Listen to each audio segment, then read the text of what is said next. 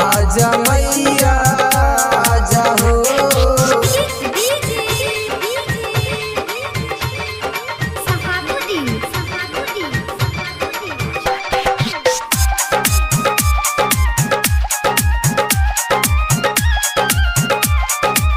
होते ही भोरवा सूरज जब उगे पूरब से उठे लाली हो।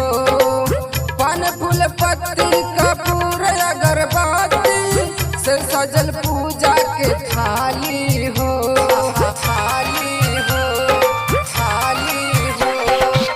होते ही भोरवा सूरज जब उगे पूरब से उठे लाली हो। पान फूल पत्ती कपूर अगरबत्ती से सजल पूजा के थाली हो। वाके मिसरी के भोग लगा जाओ आई के मैया से रवाली दर्शन के देखा जाओ। काके कारी जोर बिनतिया आजा मैया आजा हो।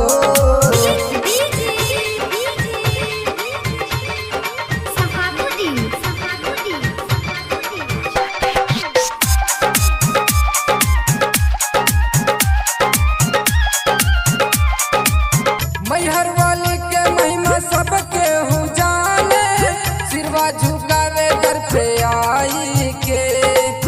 बाधे चुनरिया के अइले अनितवा कर पूजन बचरा गाई के।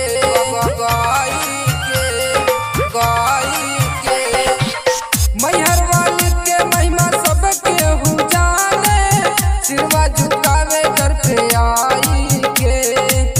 बाधे चुनरिया के अइले अनितवा करे पूजन बचरा गाई के।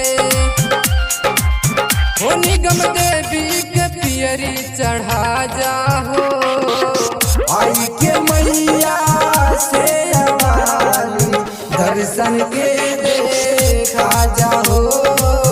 काके कारी जोर बिनतिया आजा